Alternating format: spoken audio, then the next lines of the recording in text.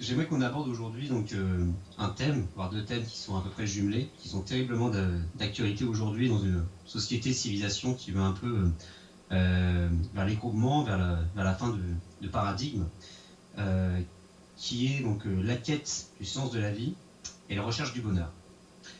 Donc comme à l'accoutumée, je me suis d'abord porté sur les définitions. Donc on va avoir le bonheur, c'est défini comme une sorte de bonne fortune ou état de complète satisfaction.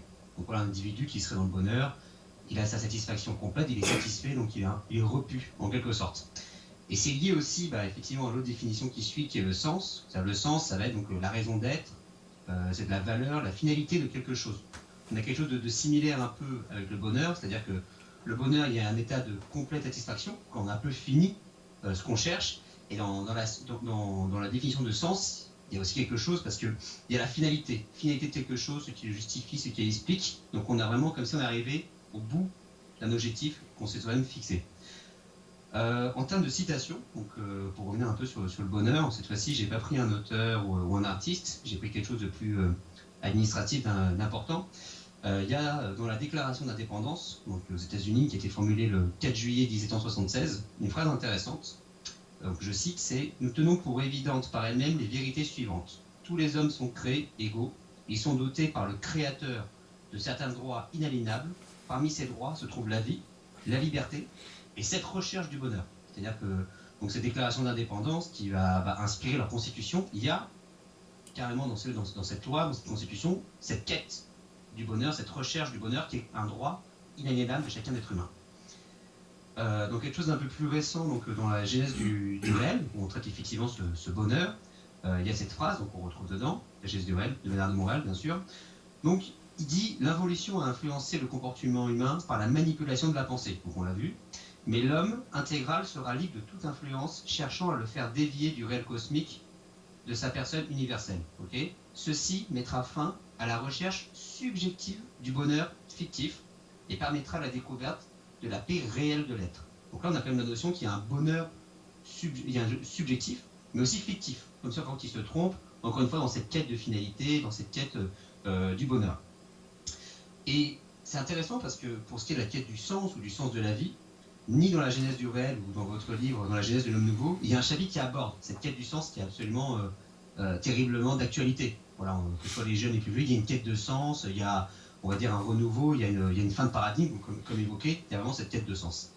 Et cette quête de sens, elle répond un peu aux questions qui ont un peu pratiquement obsédé tous les philosophes ou les penseurs. Ces trois questions, c'est d'où venons-nous, où allons-nous, et quel est le but de notre existence. Donc encore une fois, quelle est cette finalité? Et alors, la première question, c'est est-ce que d'un point de vue supramental, d'un point de vue multidimensionnel, est-ce qu'il y a un sens à cette recherche du bonheur? Est-ce que l'existence de l'homme est forcément sujette à cette quête de sens, à cette quête de bonheur qui obsède tant l'homme depuis qu'il pense? Du point de vue involutif, oui. Dans le sens que c'est ça, c'est le problème lui-même. Autrement dit, la quête du bonheur, la quête du sens de la vie, à partir d'une prémisse psychologique, autrement dit, un entendement psychologique, une conscience psychologique, c'est futile. Dans le sens que c'est ça qui rend l'homme malheureux. Voyez-vous? Il est dans la polarité. Il veut être heureux, ça le rend malheureux, sa quête du bonheur. Pourquoi? À cause justement de cette quête du bonheur qui est psychologique, qui n'est pas fondée sur la réalité, mais qui est fondée sur une réalité psychologique. Autrement dit, l'interprétation intuitive de la réalité systémique. Il est là le problème. On peut le régler en 2 minutes. Là. Alors, ce que l'être humain doit saisir, doit réaliser, le sens qu'il doit avoir de la vie, justement, ça doit être un sens qui est multidimensionnel. Autrement dit, qu'il doit savoir ce qui se passe. Autrement dit, ce qui se passe, c'est que, justement, il est assujetti à une conscience involutive, psychologique, limitée, non multidimensionnel, justement, qui ne tient pas compte de la réalité vibratoire. Voyez-vous? Alors, tant qu'il est dans la quête du sens de la vie de façon psychologique, il ne peut pas développer ou avoir un sens de la vie qui est adéquat, qui est réel. C'est seulement quand il commence à saisir ou à réaliser ce que je viens de dire, c'est qu'il peut commencer à avoir un sens de la vie, mais pas un sens philosophique de la vie. Autrement dit, le sens de la vie, le sens du bonheur, la quête du bonheur, c'est toutes des quêtes philosophiques. C'est toutes des versions philosophiques de la réalité. Mais la vie, c'est pas philosophique. Voyez-vous? C'est réel. Alors, c'est une question d'intégrer cette chose-là. Autrement dit, tant qu'on adhère à une conscience psychologique unidimensionnelle, involutive, on va souffrir du sens de la vie, on va rechercher le bonheur, etc. Voyez-vous? Tandis que l'homme qui est en mesure, ou l'être qui est en mesure d'observer de façon multidimensionnelle, à ce moment-là, il n'est pas en quête du bonheur. Il crée sa paix, il crée son bien-être. Voyez-vous? Alors, autrement dit, il crée de l'harmonie dans sa vie. Parce que c'est la disharmonie chez l'homme qui le fait souffrir. Une femme, par exemple, qui va rechercher le bonheur amoureux, etc., relationnel, elle ne peut pas le vivre de façon psychologique. Elle ne peut pas le rendre dans sa vie de façon psychologique. C'est impossible. Pourquoi? Parce qu'elle a des notions particulières de bonheur qui sont psychologiques. Voyez-vous? Ça va avoir sa petite version à elle, ça. Voyez-vous? C'est pas une version universelle, genre. Et non, c'est pas basé sur la réalité systémique. Tandis qu'une femme qui est plus éveillée, ben, elle ne s'attend pas à ce genre de choses-là. Voyez-vous? Elle va préférer, elle n'aura pas le choix d'ailleurs, de relationner avec quelqu'un en fonction de ses qualités, en fonction de son appréciation de cette personne-là. Voyez-vous? Et non pas en fonction de ses programmes, autrement dit, et non pas en fonction de la demande de ces programmes qui s'imposent à l'autre individu. C'est ça qui se passe dans les couples. Voyez-vous? Les couples inconscients, c'est toujours les programmes de l'un et de l'autre qui imposent à l'autre une réalité, la réalité des programmes. Autrement dit, un veut que l'autre s'adapte à ses programmes. Pourquoi? Parce qu'il s'identifie à sa personnalité, etc., etc. De là le problème. Impossible le bonheur dans ces conditions-là.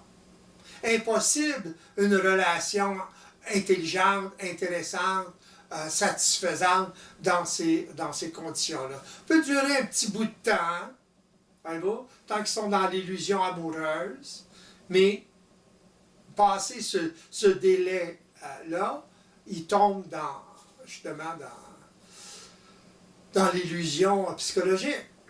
Voyez-vous? Et ils ne peuvent intégrer cette chose-là dans leur relation. Il est là le problème. Le problème, c'est une question de conscience. On a vraiment l'impression effectivement qu'il va y avoir des individus qui vont s'emprisonner eux-mêmes dans une quête futile d'un bonheur qui est psychologique. Et c'est cette quête futile, psychologique, qui va les entraîner mécaniquement vers le malheur ou le fait de ne pas pouvoir atteindre cette quête de sens. Et alors vous avez évoqué quelque chose qui était assez intéressant, vous avez évoqué le fait de créer sa paix, créer sa paix, créer son propre bien-être. Est-ce que vous pouvez plus développer sur le fait de pouvoir créer sa paix? Pour créer cet état-là d'être, de vie, la personne doit être en mesure de ne plus être assujetti à la programmation qui s'est créée à cause de son environnement, etc. Autrement dit, ne plus être assujetti à la mémoire de ses expériences passées qui n'étaient pas ajustées à la réalité systémique. Voyez-vous? Le problème, c'est que les gens obéissent par ignorance totale, obéissent à leur programme, leurs automatismes. Alors, ils s'imposent des choses, la recherche du bonheur, la quête du sens de la vie, etc. C'est tout la programmation, puis les automatismes qui vous imposent ça. Voyez-vous? Et lorsque vous obéissez à ce genre de volonté-là, provenant d'une conscience inférieure, à ce moment-là, ben, vous en souffrez éventuellement, c'est évident.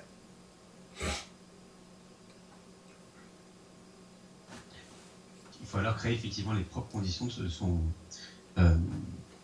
bonheur, de cette réalisation du sens. Et effectivement, cette phrase aussi intéressante donc, dans la Genèse du réel avec ceci mettra fin à la recherche subjective du bonheur fictif. Est-ce qu'il peut y avoir alors un bonheur réel, un bonheur objectif, partagé par tout le monde? Oui, mais à ce moment-là, on redéfinirait le terme. C'est pas du bonheur. Bon, parler de bonheur, de malheur, c'est polarisé.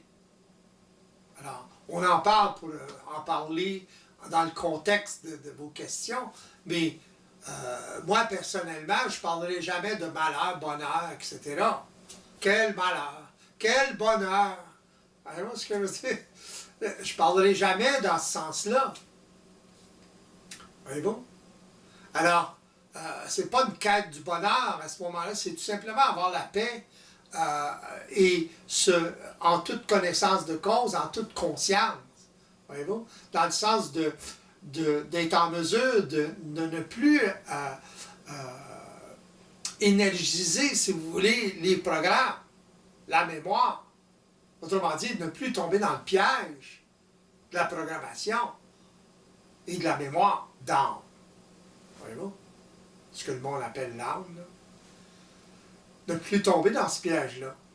Alors, le simple fait d'être en mesure d'observer ce phénomène-là en temps réel vous amène à une certaine sérénité dans votre vie. Autrement dit, c'est vous qui êtes en contrôle. Vous commencez à être en contrôle. Les gens sont pas bien, souffrent parce qu'ils ne sont pas en contrôle. Ils essaient de contrôler, c'est évident, mais d'une façon qui est subjective. Voyez-vous? C'est un peu ça que Bernard voulait dire. La recherche du bonheur, c'est subjectif dans le sens lorsqu'une personne est inconsciente, elle va vouloir imposer ses idées, ses visions, ses programmes, finalement, sur l'autre. Sa vision du bonheur. Mais là, c'est une vision personnelle. C'est pas une vision cosmique ou systémique. Voyez-vous la différence, là? C'est pas la personne qui va décider qu'est-ce que c'est. C'est son ajustement à la réalité systémique qui décide qu'est-ce que c'est. Autrement dit, elle entre de plus en plus dans l'intelligence de ce que c'est de la réalité. Voyez-vous? Elle est de plus en plus dans l'intelligence de ce que c'est l'harmonie, qu'est-ce que c'est la paix, qu'est-ce que c'est une certaine sérénité. Voyez-vous? Mais la vie n'est pas linéaire comme ça. C'est pas constant. Une personne éveillée, par exemple, elle doit se maintenir en éveil. Voyez-vous? Dans le sens qu'elle doit être suffisamment vigilante pour être en mesure d'observer vibratoirement la mécanique des programmes pour se maintenir en dehors de l'influence de ceux-ci. Voyez-vous? C'est comme ça qu'on s'éveille et on reste éveillé, on demeure éveillé. Il y a des gens, des fois, qui me parlent de « Ah, j'ai été éveillé pendant un certain temps, mais là, je ne suis plus éveillé. » Voyez-vous? Je comprends. Elle a réalisé certaines choses, une journée ou quelques jours, mais elle l'a perdu parce que, pourquoi? Parce que ça ne s'acquiert pas de cette façon-là. Il faut répéter l'expérience pour être en mesure de raffiner notre capacité d'observation, etc. Voyez-vous? Alors, à ce moment-là, on développe une volonté. Pourquoi? Parce qu'on développe un autre programme, un autre automatisme à se maintenir en dehors de l'influence évolutive, tout simplement. L'influence est extrêmement grave. Regardez autour de vous, c'est que ça. Alors, pour un individu de se maintenir en équilibre, c'est pas évident. Il doit assumer sa solitude mentale, de conscience. Je ne parle pas d'une solitude physique, là, mais une solitude mentale dans le sens qu'il se sait différent des autres qui ne sont pas éveillés. Voyez-vous? Mais rendu à ce point-là, la personne, c'est facile. Là, dans le sens que c'est évident. C'est absolu. Voyez-vous? C'est plus la personnalité là, qui se veut éveiller. Voyez-vous ce que je veux dire? Ça, c'est psychologique. L'éveil mystique, etc. La quête à l'éveil, c'est la même chose que la quête au bonheur. Voyez-vous? La quête du nirvana, etc., etc. Beaucoup d'interprétations là-dedans. Voyez-vous? C'est vrai qu'il y a toujours cette quête, cette espèce d'investigation, comme si en fin de compte, on avait un homme qui n'arrivait jamais à trouver cette finalité, à trouver ce bonheur, parce qu'il a une vision, une interprétation subjective de la réalité. C'est ça. Il n'y en a pas de finalité. Il y a une progression, il y a une évolution constante. C'est ça qui est intéressant. Ça serait final. Bon, on s'éveille, bon, on sait tout, bah. Et après, qu'est-ce qu'on fait? Il s'agit d'expérimenter. À partir de là, à partir du point zéro, justement, où on commence à s'éveiller, la vie devient la vie et non la mort. Dans le sens que tout est possible. Voyez-vous? Dans le sens que c'est là le commencement. On n'en finit plus d'évoluer. C'est ça qui est intéressant. Et expérimenter à partir de cette prémisse-là. Voyez-vous? À partir de la prémisse évolutive, dans le sens de l'ajustement à la réalité systémique. Et le maintien de cet éveil-là. Voyez-vous? C'est vrai qu'il y a une espèce de contraste entre ce qui est de l'ordre de la quête. Bon, forcément, il y a un début, il y a un milieu, il y a une fin. Un peu comme dans le jeu de loi, où on pense effectivement aux choses plénothéologiques avec les 12 travaux d'Hercule, vraiment, donc un début, une finalité, qu'en réalité, justement, comme vous le mentionnez, il n'y a pas de finalité. Est-ce que c'est ce contraste-là qui différencie effectivement une vision psychologique d'une vision multidimensionnelle? Oui, du point de vue psychologique, oui.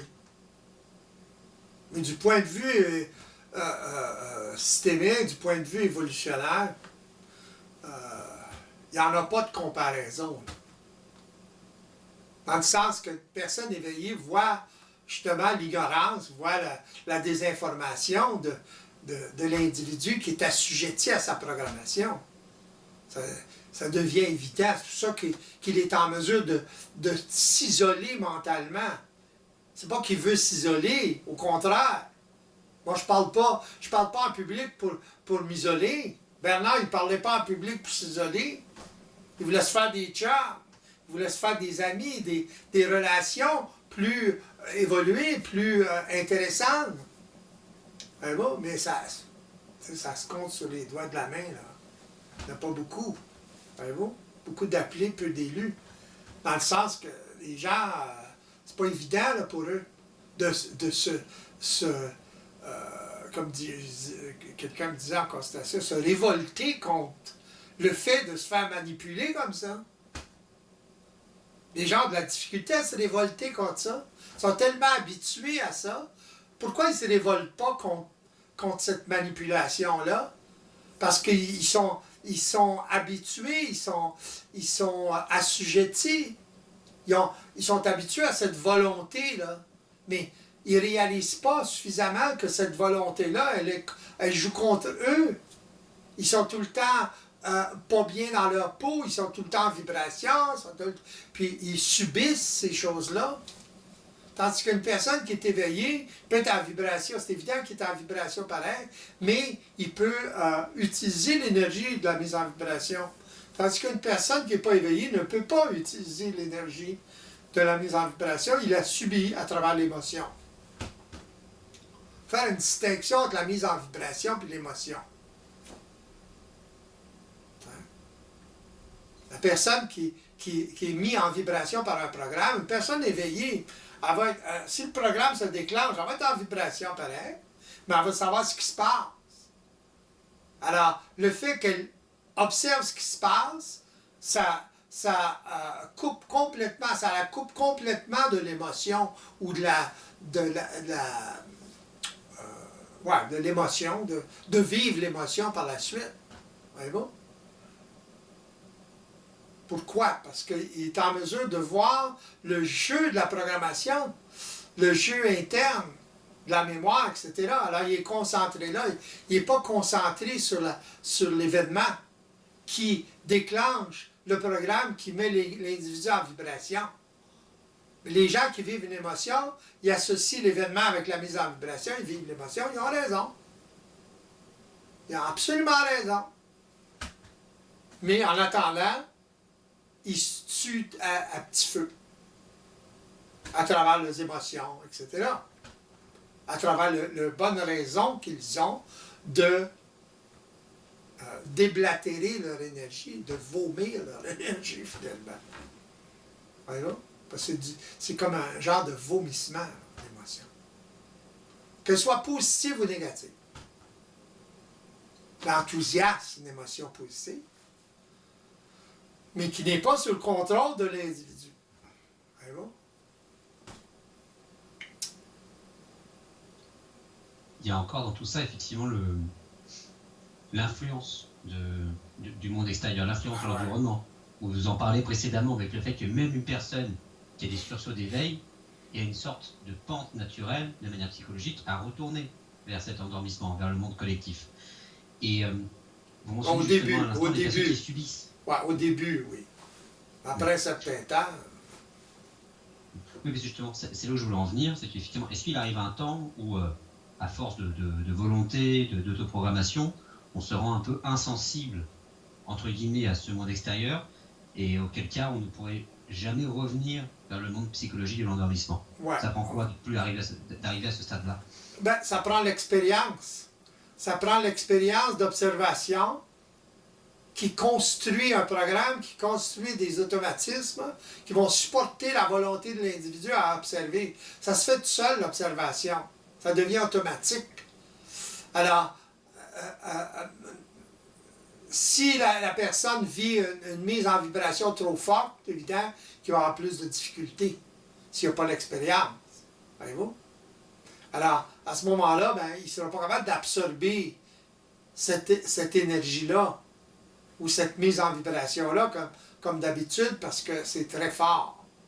Voyez-vous? Mais une personne qui a vécu, qui est capable d'observer, est capable d'observer après coup suffisamment pour justement récupérer ça pour la prochaine fois.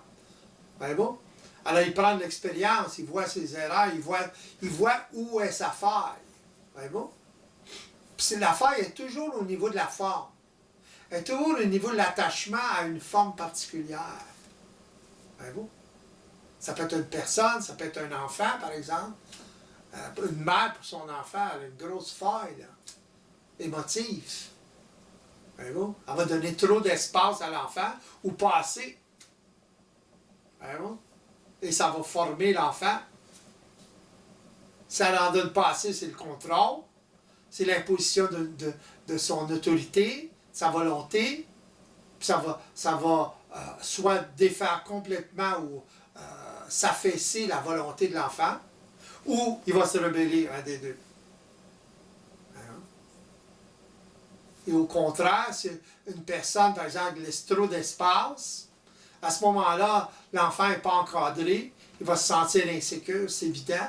Parce que l'enfant, il a besoin d'être encadré pour se sentir sécurisé. Encadrer, ça ne veut pas dire imposer sa volonté et imposer son autorité de façon drastique. C'est tout simplement être ferme dans savoir ce qui se passe et être ferme avec l'enfant. Lui expliquer, toujours faire appel à son intelligence. C'est ça. Quand la personne elle-même ne fait pas appel à son intelligence, comment voulez-vous qu'elle fasse appel à l'intelligence de l'enfant? Elle va prendre les shortcuts, les raccourcis, puis imposer sa volonté. Parce qu'elle pense, elle croit qu'elle a raison, etc.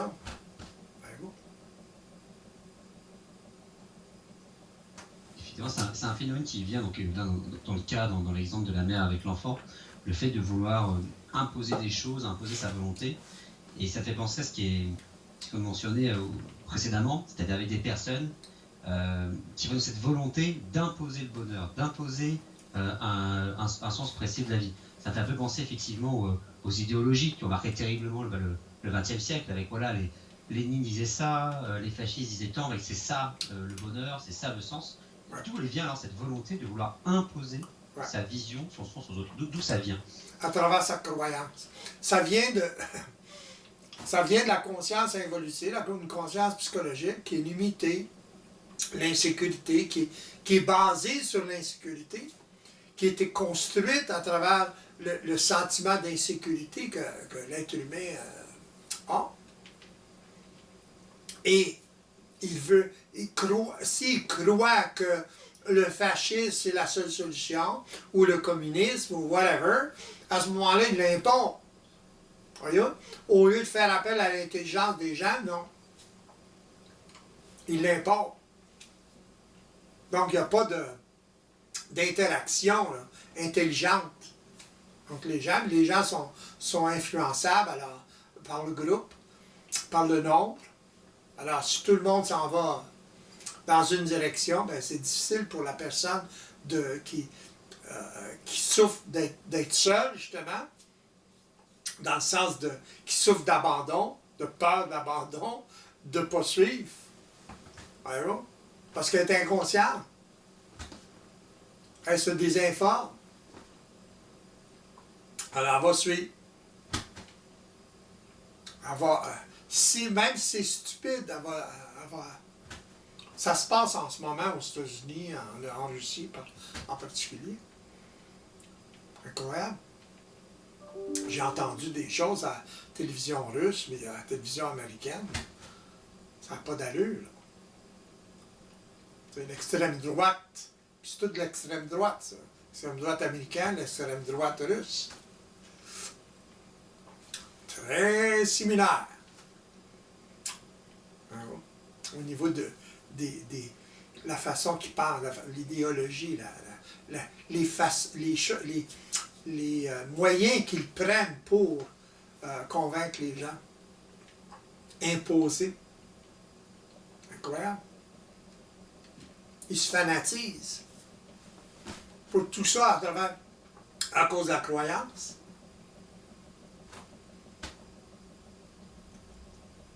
Et ce qui est assez dommageable dans tout ça, c'est que ce sont des gens qui, effectivement, s'incarnent dans une dynamique de croyance, mais pour eux, ils sont dans la certitude. Pour eux, c'est une réalité, justement. Ouais, le fanatisme, c'est ça. C'est une certitude pour eux. Ils croient. C'est quelque chose, la croyance.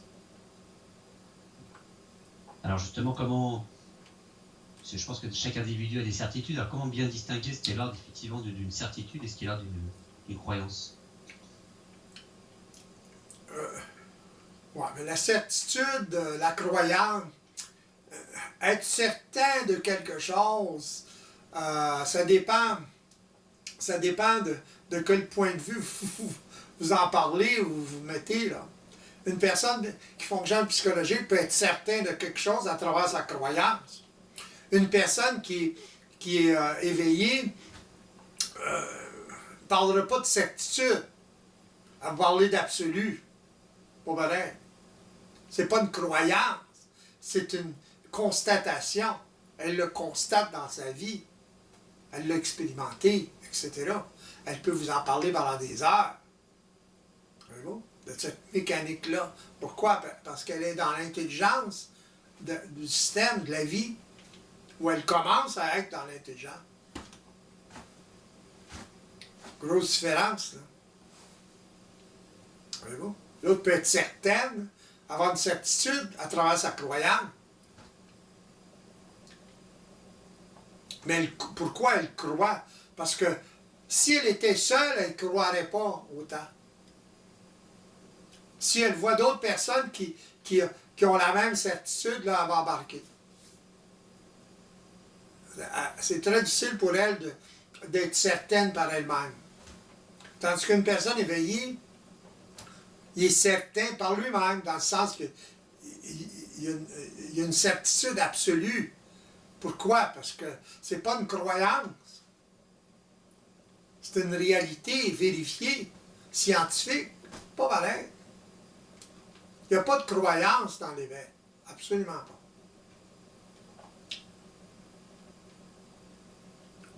C'est uniquement effectivement des...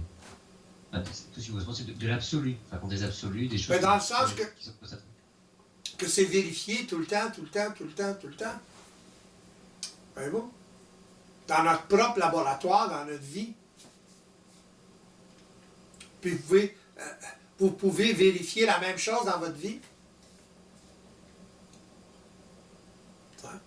Si vous n'êtes pas trop désinformé. Voyez-vous? Et vous le mentionnez aussi précédemment, ce qui est aussi une sorte de cercle vicieux avec la croyance, c'est le fait que tout seul, on peut se dire, bon là, peut-être que j'étais désinformé, mais si jamais il y a d'autres personnes qui embarquent avec nous, même dans une folie, alors là, on va se dire, bon en fait, peut-être que j'ai pas si tort que ça, et oui, les autres aussi, ils pensent pareil, donc aussi, quoi. Ouais. Surtout des choses émotives, là, des opinions émotives, racistes, whatever, là, politiques, basées sur les émotions seulement, une adhérence à un parti ou à l'autre, whatever. C'est parce que les gens ont de la difficulté à assumer leur solitude mentale. Voyez-vous? Tandis qu'un être qui est éveillé n'a pas de difficulté avec ça, c'est automatique. Il est isolé par rapport à la conscience des autres.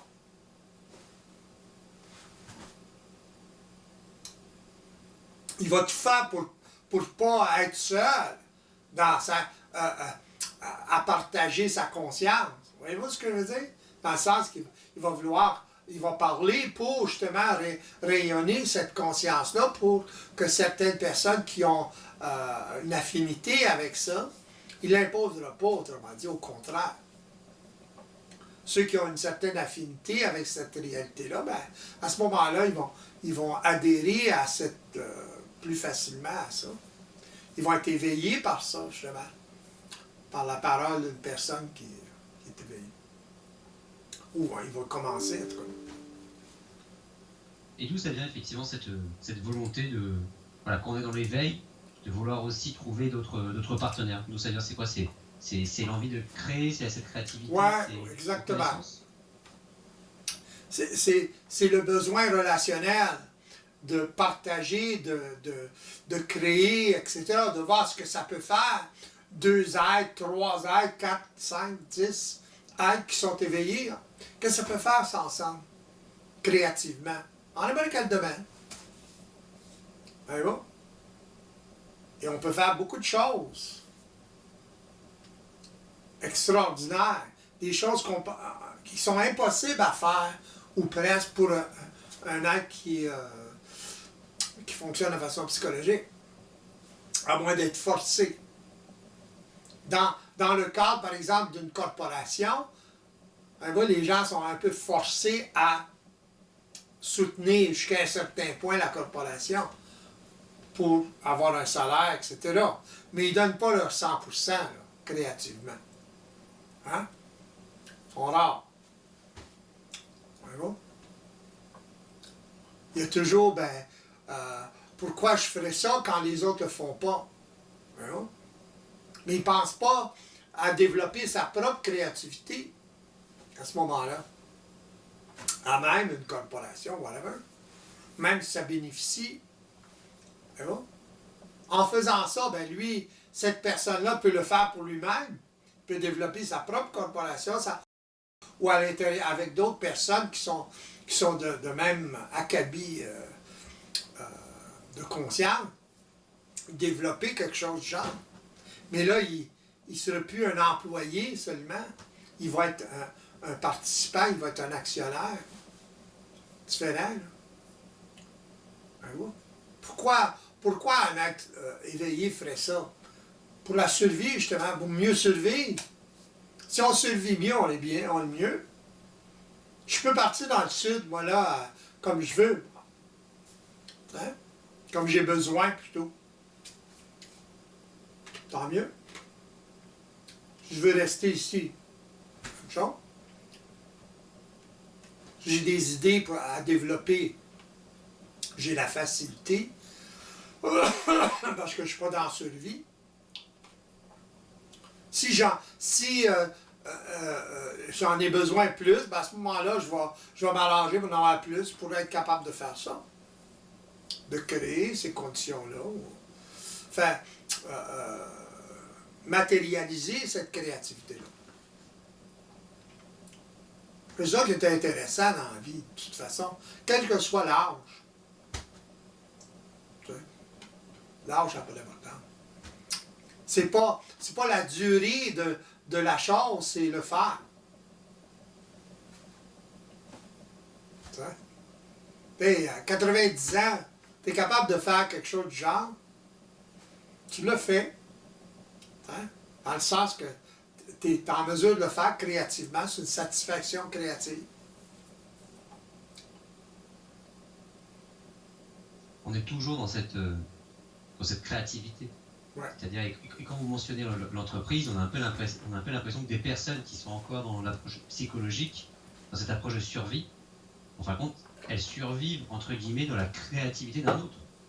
Quelque part, on est salarié d'une entreprise, il y a un ou plusieurs PDG, puis après les actionnaires qui maintiennent une création, et à l'intérieur de cette création, il y a des gens plus psychologiques qui vont être dans la gestion, qui vont être là, mais sans donner son 100%. Mais qui ne participent pas consciemment à la création.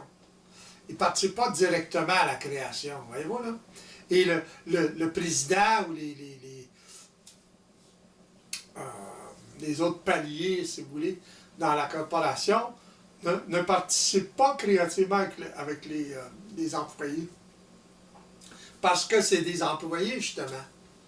Et voilà. Donc, les compagnies, ils se font des expériences un peu partout dans le monde, très peu, là, mais il y a des compagnies qui, un peu comme Google, par exemple. Google, ça a pris de l'expansion, justement, parce qu'ils faisaient participer les gens. Par exemple, avec des actions, comment ils appellent ça, non? Au début, là, avant qu'ils s'assoient sur la bourse, ils payaient leurs employés en partie en actions. Les actions de Google, dans ce temps-là, peut-être valaient $1, même pas, quelques sous. Mais ils se payaient leur salaire ou une partie de leur salaire avec ça. C'est pour ça que les présidents de ces compagnies-là, ou ceux qui ont fondé ces compagnies-là, deviennent archi-milliardaires. Parce qu'ils ont des actions depuis le début. Ils se payaient en actions. Ils se payaient un bon salaire quand même, mais en actions, comme ça. Que ça tirait pas de jus, si vous voulez, financier de la compagnie, mais ils se payaient en actions. Mais plus tard, quand ils vont à la bourse, là, c'est les gens qui achètent des actions, là, ils retirent les bénéfices s'ils veulent vendre leur action. C'est ça, si la personne a payé, je sais pas moi, 1 euro ou $1, son action, dans le sens de son travail, puis elle se donne un salaire de, je sais pas moi, 100 000 euros par année. Ça fait 100 000 parts, ça. Fait que si la part arrive à 1 000 $, combien ça fait, là? On parle de milliards. C'est comme ça que ces gens-là sont devenus milliardaires. Fait qu'il y a eu cette créativité-là au début. Puis il y a encore cette créativité-là chez Google, par exemple. Oui, c'est bien ça, ils font appel, les autres, ce qu'on appelle les GAFAM, ils font appel forcément à des gens créatifs. Ouais. Et ils savent que des gens créatifs qui ne vont pas être effectivement dans la gestion, dans le maintien de l'ancien, mais dans la créativité. C'est ça. Puis ils sont même pas éveillés, là. On parle pas de gens éveillés, là. On parle de gens plus éveillés, plus conscients, je suis d'accord, mais en même la conscience évolutive. Donc imaginez, là, 2 minutes, avec des gens qui sont éveillés, où les problèmes peuvent se régler plus facilement.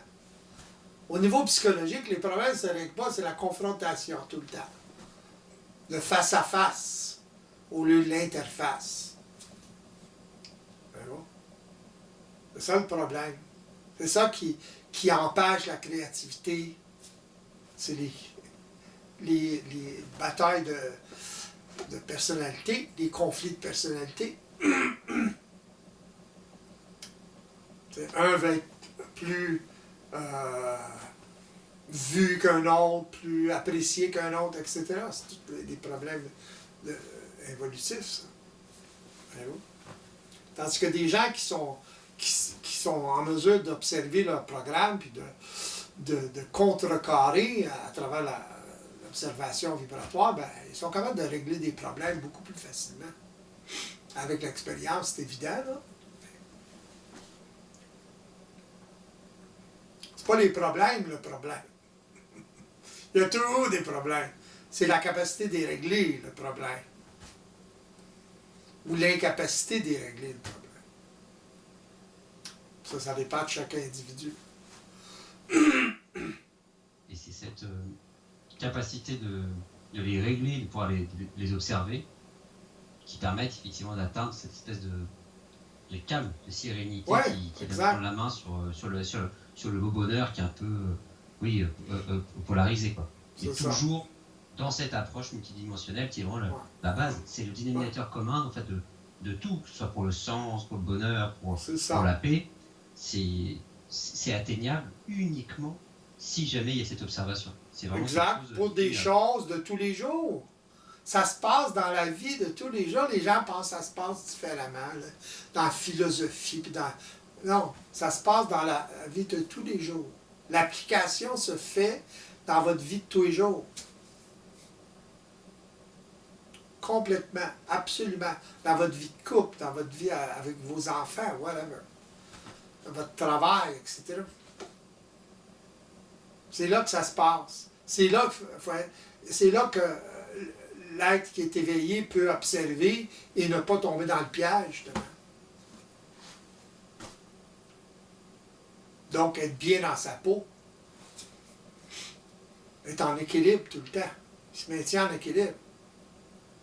C'est la même chose qu'au niveau physique. Pour venir en équilibre, il faut vous placiez d'une certaine façon, il faut que vous ayez un sens de votre équilibre. Si le terrain s'en va comme ça, vous allez vous adapter. Vraiment? Le terrain, c'est l'équivalent des problèmes. Hein? Vous allez vous adapter, votre équilibre. Vous adaptez tout le temps. C'est pas parce que vous avez de l'équilibre, vous ne devez pas manifester de l'équilibre. Voyez ce que je veux dire? C'est ridicule. Mais les gens pensent comme ça. Ah, je suis éveillé, j'ai plus rien à faire. C'est là qu'il y a tout à faire. C'est ça, encore une fois, on arrive encore une fois à cette finalité qui est psychologique. C'est bon, je suis éveillé, c'est la fin. C'est ça. C'est la fin du jeu. Alors qu'en fait, non. C'est justement que là que c'est le début. Il commence. Oui. Ouais. Mais quelqu'un qui pense comme ça commence même pas, là. Ça peut pas commencer, justement. Voyez-vous? C'est dans ça que l'homme est prisonnier, là. Il est prisonnier de ses concepts, sa mémoire, ses habitudes, ses automatismes. Incroyable. C'est des portes de cellules à double tour. Plusieurs portes. Autant il y a de concepts, autant il y a de portes. Il faut qu'il défasse tout ça.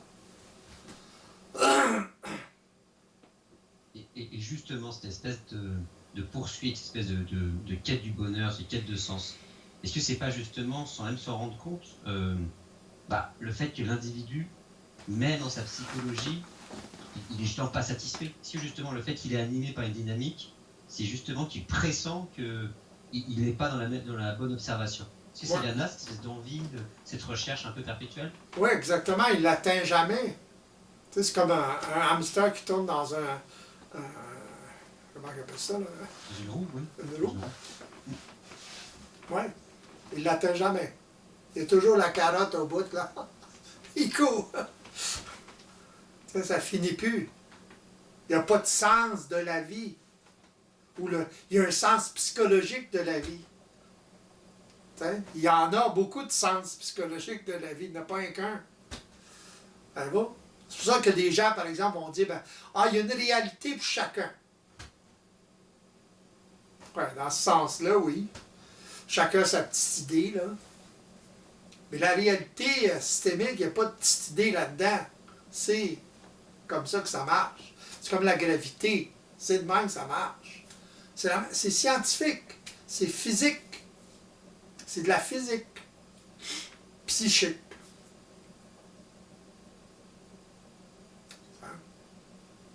Il y a un absolu. Une intelligence, un système vérifiable. Oui, il y a un système vérifiable, pareil comme en science, c'est un système vérifiable, la matière. Et au-delà de la matière, c'est la même chose.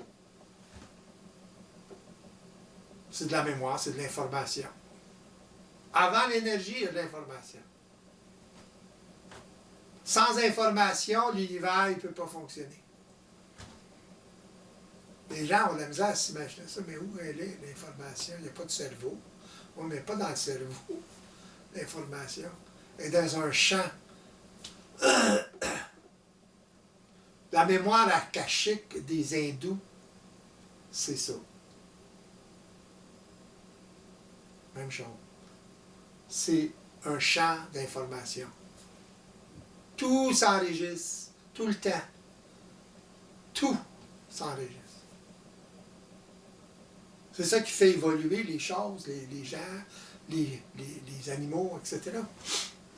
Ça prend du temps, parce qu'il n'y a pas de conscience. Il n'y a pas d'éveil de conscience de la réalité qui manipule ou qui gère tout ça. Mais lorsque l'individu commence à s'éveiller à ou commence à être dans l'intelligence du système, bien là, ça change la donne complètement. Là, l'évolution se fait très rapidement. Voyez-vous? Pas besoin d'attendre des milliers d'années, là. L'homme peut changer des choses. Dans sa vie, premièrement, créativement par la suite, etc. C'est ça qui encore une fois contraste avec ce côté un peu de quête, donc encore une fois avec une fin, une finalité. Je cherche la finalité à ma vie, donc quelque chose de rigide, quelque chose de limité. C'est-à-dire qu'en fait, ce réel, pas bonheur, mais cette réelle paix, ce réel absolu, c'est justement conscientiser tout ça, le réaliser, et voir qu'il y a un champ des possibles absolument infini, qui permet cette créativité qui pourrait être la définition, même si c'est psychologique, de bonheur. C'est l'inverse, c'est pas une finalité, c'est une infinité de possibilités. C'est ça. On est dans une approche totalement inverse. Oui, exactement. L'homme est totalement à l'envers. Fonctionne à l'envers. Qu'est-ce qui fonctionne à l'envers? C'est quoi la symbolique de ce qui est à l'envers? C'est luciférien. Les symboles diaboliques, etc. Là, c'est à l'envers, tout est à l'envers. C'est ça. La conscience de l'homme actuel, c'est une conscience qui n'est pas, qui qui est luciférienne, qui est à l'envers, tout simplement. Qui est complètement en déséquilibre, qui est Ouais. avec cette intelligence. Oui. Qu'elle soit négative ou positive.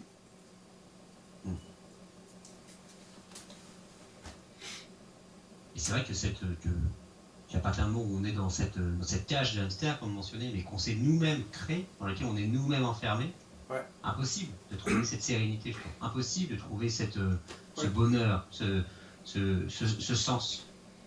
Ouais. Pourquoi? Parce que l'individu n'est pas dans l'intelligence de la réalité systémique. Point final. Puis il peut développer ça seulement à travers son observation. Son observation, c'est, en définitive, être dans l'intelligence de ce qui se passe. Dans l'intelligence systémique. Quand ça se passe, les choses, c'est là qu'on peut observer, qu'on peut constater. Voyons. Autrement dit, lorsqu'on observe la mécanique systémique, autrement dit, un programme se déclare, etc., des automatismes, automatiquement, l'automatisme n'a plus d'emprise. Le fait qu'on l'observe. Tout simplement. Ce qui est difficile, c'est d'arriver à l'observation en temps réel. Ça, c'est plus difficile. À cause de l'influence de la conscience évolutive ou psychologique.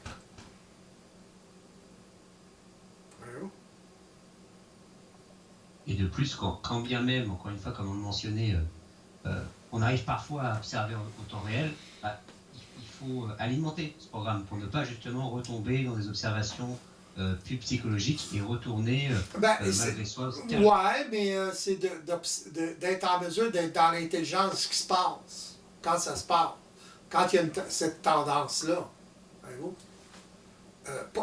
Avoir une attitude, c'est pas suffisant. Il s'agit d'être dans l'intelligence. Voyez-vous? Puis plus vous prenez l'expérience, plus d'observation, plus vous êtes dans l'intelligence qui se passe, puis ça s'acquiert, ça s'accumule, ça. Notre capacité de vision, elle s'élargit. On a de plus en plus conscience du système. En temps réel, on le constate dans la vie de tous les jours. Comment ça fonctionne. Il y a vraiment, si on devait résumer, même si c'est polarisé, si on parlait de bonheur et de malheur, on a être dans le malheur, en fin de compte, être dans cette quête de sens perpétuelle, encore une fois comme cet hamster, c'est justement être dans l'incapacité d'observer, de jouer avec ce système, donc de le subir. Parce que c'est juste de dire que le malheur, c'est justement le fait de subir de manière continue ce système, sans se rendre compte de ses lois. Exact. Et comment on le subit? Le subir, c'est amplifié par la quête du contraire. Et voilà. C'est ça le problème. Plus une personne est dans la quête du bonheur, plus il va être malheureux, parce qu'il ne l'atteindra pas comme il a besoin ou comme il pense. Bon? Les gens, ils pensent que ça se fait tout seul. Il n'y a pas d'effort. C'est la pensée magique. Non, ça ne marche pas de même. C'est vraiment effectivement un enfermement. Total. Les gens ne réalisent pas. Lucifer, il y a les gens ne réalisent pas. Ouais, les gens ne réalisent pas à quel point ils sont enfermés là-dedans. Puis ils peuvent pas même se rebeller contre ça parce qu'ils ne savent pas. Même une personne qui commence à le savoir a de la difficulté à se rebeller contre ça. Voyons. À se révolter contre ça. Lorsqu'on a réellement conscience, quand on commence à réellement avoir conscience de la game, là il y a une révolte, ce que Bernard appelait la colère mentale. J'appelle ça de la révolte. C'est révoltant là, de savoir ça. Écœurant. Écœurant, ouais. C'est un terme qui ça. revenait aussi souvent. Écœurant, ouais, c'est ça. Et le fait d'être révolté, de se faire manipuler comme ça, par sa propre ignorance, finalement, parce que nous devons prendre la responsabilité. C'est pas ailleurs, c'est pas le système le problème, c'est l'individu qui n'est pas, pas suffisamment éveillé, qui est trop dans la quête du bonheur, justement, puis il en est malheureux. C'est ça le problème. On arrive à un point où, effectivement, quand on parlait d'écœurement, de colère, où c'est là, justement, c'est un peu notre personne qui va être écœurée de ses personnalités, écœurée, en colère face à ces personnalités qui nous maintiennent dans une sorte d'illusion psychologique. Et c'est peut-être cette colère, cet écœurement, qui nous fait, ah, en fait, il y a peut-être quelque chose de plus loin, de plus multidimensionnel derrière. La révolte, c'est la personne qui se révolte. Parce que c'est la personne qui subit ça. Alors, lorsque la personne se rend compte, pour se rendre compte, il faut qu'elle puisse observer. Elle voit le jeu, là. Et quand elle peut l'observer, ben, ça la révolte. Puis le fait que ça la révolte, ça lui donne une volonté à observer, justement, et à être dans l'intelligence ou à pratiquer à être dans l'intelligence. Autrement dit, c'est automatique. Ça se fait tout seul. Là. À partir du moment où la personne est révoltée par cette manipulation-là, parce qu'elle est suffisamment dans l'intelligence, même gros comme ça, de cette réalité-là qu'elle vit, à ce moment-là, il y a quelque chose qui se passe. Elle veut s'en sortir, il y a une volonté à s'en sortir. Il y a une volonté à combattre, parce qu'il y a un combat. Là. Entre la personne et quoi? Les habitudes qu'elle a, finalement, à travers sa programmation, sa mémoire, etc. Mais il faut l'identifier, cette affaire-là. Il faut en avoir conscience, autrement dit.